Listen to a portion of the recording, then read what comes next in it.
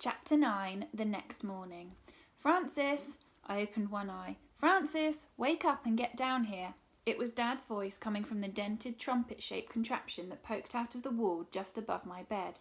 It's an annoying gadget that trolls invented hundreds of years ago called a yellophone. Down in the kitchen was the main speaker, which was attached to a machine that looked a bit like an old-fashioned typewriter, but each button connected it to a different room of the hotel. I could picture Dad down there now, clicking the button for my bedroom and howling away up the pipes. I sat up, rubbed the sleep from my eyes, and gave my usual nod to the framed picture of great-great-great-granddad Abraham on the wall. "Morning, Abe," I said. I sometimes really wish I could have met him just once.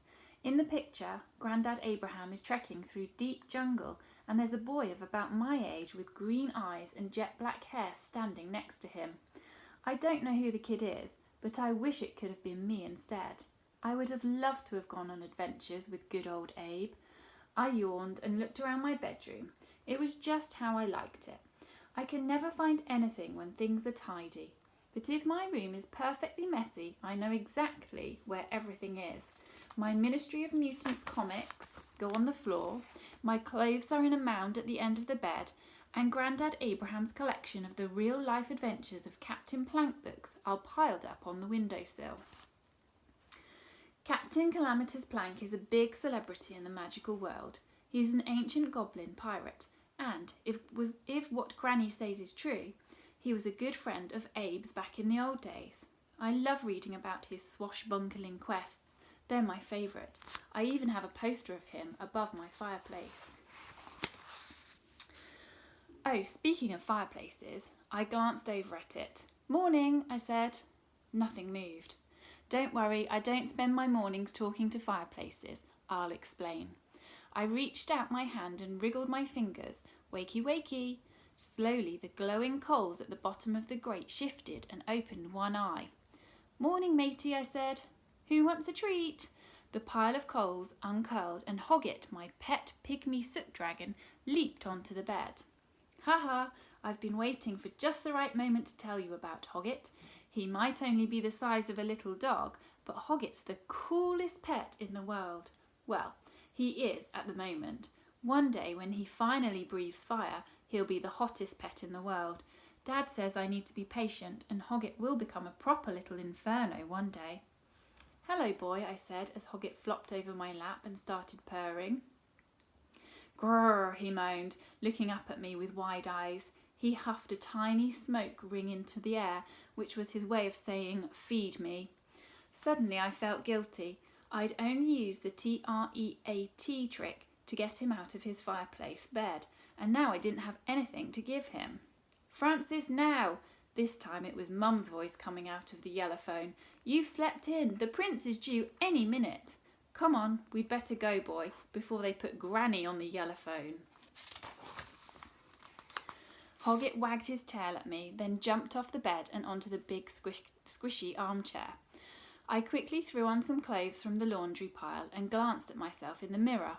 My trousers were wrinkly and my t-shirt had a stain on it, but what did that matter? Everyone would be far too excited to care about boring stuff like that. I walked over to the armchair and sat down, pulling Hoggett onto my lap. Then I clicked the little dial in the arm of the chair to just the right combination and braced myself as it juddered and started lowering down through the floor. You see, my bedroom is in a secret spot above the library, with no doors or stairs leading up to it. That's why I think it's the best room in the whole hotel. Great-great-great-granddad Abraham used it as a private place to keep all his books and specimens and notes about strange animals so they didn't get muddled in with the others in the library below, and designed a special chairlift that only he had the code for. After lots of begging, Mum and Dad finally let me move into the room as a present on my birthday a few years ago. They gave me the dial codes for Abe's armchair, and once I'd learned them by heart, I fed the piece of paper to Hoggett, so only I know how to make the chairlift work, and Mum can't keep barging in and telling me to tidy up. We were rattling past the magical dark romance section when I looked down and saw a gaggle of dust pooks skittering across the floor in a line. "Quickly, quickly, quickly," they were singing to themselves. The dust pook at the end of the line peered up and saw me and Hoggett riding the chair down the track in the wall by the bookshelves. Quickly, quickly, quickly, it yelled at me in its squeaky little voice. Quickly, quickly, quickly. The chair reached the library floor with a bump, and with Hoggett trotting along beside me, I ran after the potato-sized pooks to find everyone. It was exciting to know I was going to see a barrow goblin today, but I didn't know why Mum and Dad were in such a flap. Goblins were gross, dirty creatures. What did they care if there was dust on the mantelpiece or wrinkles in the bedsheets? I turned through the archway that led from the library into the reception. For a second I thought it was completely deserted, until I spotted Mr. Crocombe, the gardener, halfway up the stairs, decking the banister with garlands of flowers. "Frankie, there you are," he said, smiling down at me. "You'd better hurry out to the garden.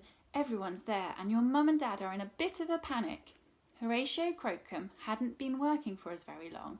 He'd arrived at the hotel as a human health inspector, then never left when he discovered it was actually stuffed full of magical creatures. You see, Mr. Crocombe is a froggle, although you'd never know it. He's what's known as a blender, in that he looks just like a human, but when he opens his mouth, a 10-foot-long tongue shoots out and can grab something on the other side of his potting shed. He'd spent his entire life hiding his massive secret, not realising there was a whole magical world out there. And then he found us. Now he's married to Mrs. Venus, a giant flytrap plant that Grandad Abe brought to the hotel as a tiny sapling, back when he was exploring in the Peruvian jungle all those years ago. Mrs. V is pretty cool too. She's got red and green teeth and tendril arms, but we have had a few problems recently because she keeps falling asleep with her mouth open on the lawn. Just last month, Hoggett ran in there after his ball and nearly got gulped. "Thanks, Mr. Crocombe," I said. I raced down the hallway and past an enchanted mop that lazily sloshed its way about on the tiles. Mum had obviously put it to work earlier that morning. When I reached the kitchen door, I pushed it open and ducked just in time as a saucepan flew right over my head, knocking the mop clattering across the floor. Nancy was cooking at the stove like a blur. She was balanced on one leg while her other 7 limbs were stirring, whisking, chopping, grabbing spice jars from shelves, flipping ingredients in pans, kneading dough and shoving trays of food into the oven, all at the same time. "Cockroach puree, swamp grass, giblet jam, unicorn eggs," she mumbled to herself. Yep, that's the kind of food magical creatures like to eat. You get used to it after a while, and some of it actually tastes quite good. I bet you didn't know that unicorns lay eggs. I darted past Nancy into the conservatory and instantly saw that most of the hotel guests had assembled on the patio outside. Quickly, I made my way along the rows of Mr. Crocombe and Mrs. Venus's plant pots, stepped through the glass at the far end, and a sardine skeleton hit me in the face with a sloppy, smelly slap. You weren't expecting that, were you? Neither was I.